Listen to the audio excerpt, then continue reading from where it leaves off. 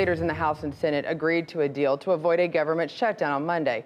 But the legislation they are pushing forward has sparked criticism from advocates for civil liberties who argue that both parties are failing their constituents. We bring in RT's Rachel Blevins to join me now to discuss the details. Rachel, this is very interesting because we've heard that obviously both the House and the Senate, they're getting along. They're going to pass another spending bill to give them a couple more days. The White House is even before it. But there's something a part of this bill that not many people know of because for some reason it's not getting any attention.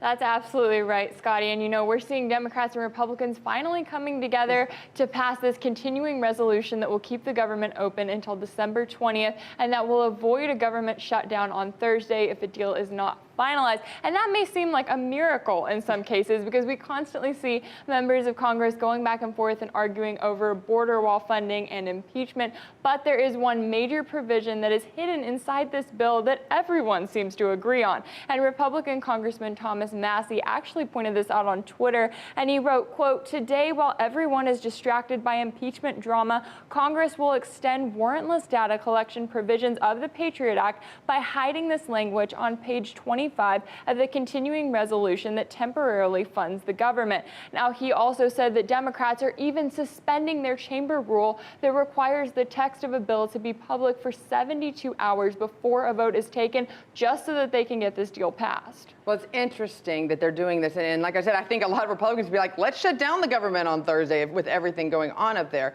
But this is what's so concerning about. This is the PATRIOT Act. So let's do a little refresher course on why the PATRIOT Act should be possibly concerning that it's going to be extended.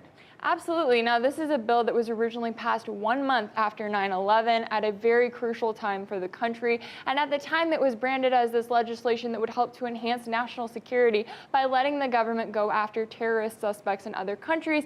But unfortunately, it has been used by our government to do much more than that. And the American Civil Liberties Union really summed it up when they noted that the PATRIOT Act has also made it easier for the government to spy on ordinary Americans by expanding the authority to monitor phone and email communications, collect bank and credit reporting records, and track the activity of innocent Americans on the internet. Now, we have repeatedly seen cases in which the government has conducted searches and collected data from Americans without a warrant, and yet not only has no one been held accountable, but yet this legislation is still up for renewal even now. I remember the big brouhaha. Senator Rand Paul was one when it was originally the ideas of what this was going to be about started to come out. Here we are 20 years later, we're still fighting it. So, you know, is there anyone in Congress who is going to do anything to try to stop this bill from being passed, even at this late of date?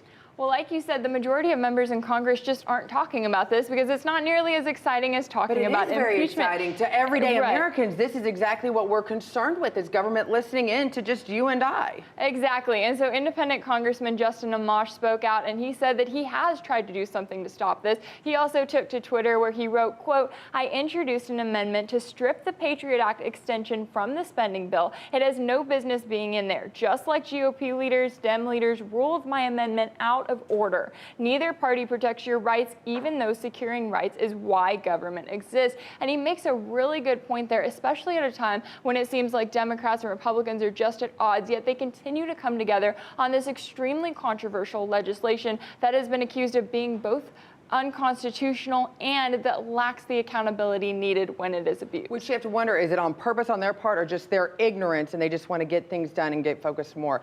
Rachel, thank you for this. And I want to encourage our audience right now, do your own research. That's why it's important to look at this legislation, contact your legislators and tell them your opinions on it. If you like your phone records being listened into without any sort of warrant, this right here is where our rights start to be infringed. Thank you so much, Rachel, for following it. Absolutely.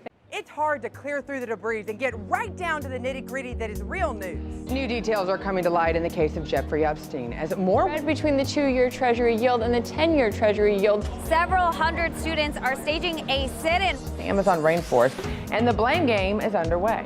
It's time for RT America. So go ahead and hit that subscribe button.